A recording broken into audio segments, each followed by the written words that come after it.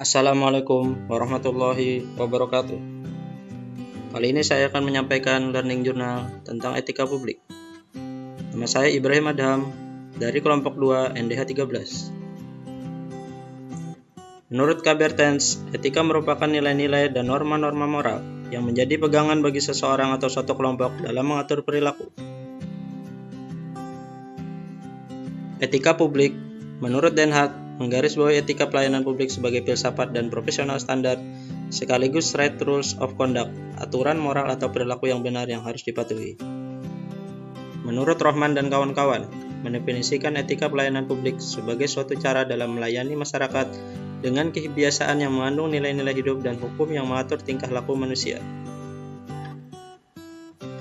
Fungsi etika.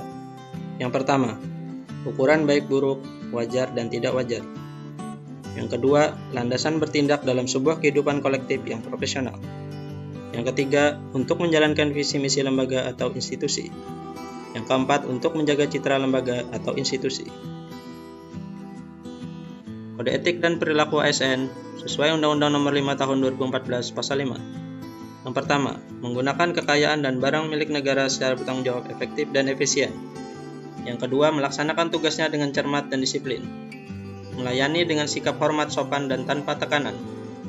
Yang keempat, melaksanakan tugasnya sesuai dengan ketentuan peraturan perundang-undangan. Yang kelima, melaksanakan tugasnya sesuai dengan perintah atasan atau pejabat yang berwenang sejauh tidak bertentangan dengan ketentuan peraturan perundang-undangan dan etika pemerintahan. Yang keenam, menjaga kerahasiaan yang menyangkut kebijakan negara. Ketujuh, menjaga agar tidak terjadi konflik kepentingan dalam melaksanakan tugasnya. Memberikan informasi secara benar dan tidak menyesatkan kepada pihak lain yang memerlukan informasi terkait kepentingan kedinasan. Yang kesembilan, memegang teguh nilai dasar ASN dan selalu menjaga reputasi dan integritas ASN. Yang kesepuluh, tidak menyalahgunakan informasi intern negara, tugas, status, kekuasaan, dan jabatannya untuk mendapat atau mencari keuntungan atau manfaat bagi diri sendiri atau untuk orang lain. Yang terakhir, melaksanakan ketentuan peraturan perundang-undangan mengenai disiplin pegawai ASN.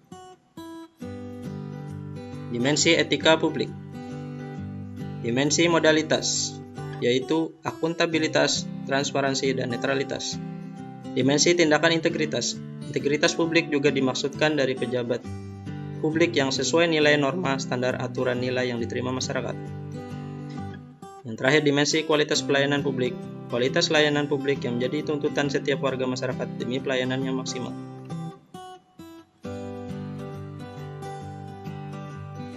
Reformasi birokrasi. Secara singkat, reformasi birokrasi diartikan sebagai upaya untuk melakukan pembaharuan dan perubahan mendasar terhadap sistem penyelenggaraan pemerintah dalam rangka mewujudkan tata kelola pemerintah yang baik, yaitu good governance. Tujuan dari reformasi birokrasi adalah terwujudnya tata kelola pemerintahan yang baik dengan aparatur berintegritas tinggi, produktif, dan melayani secara prima dalam rangka meningkatkan kepercayaan publik. Ada 8 area perubahan reformasi birokrasi.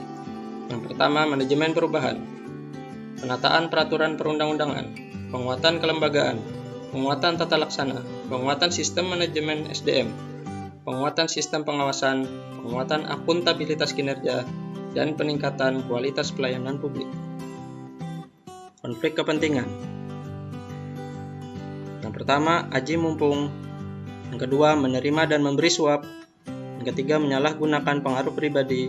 Yang keempat, pemanfaatan fasilitas lembaga untuk kepentingan pribadi. Yang kelima, loyalitas ganda. Dan yang terakhir, pemanfaatan informasi rahasia. Terima kasih. Assalamualaikum warahmatullahi wabarakatuh.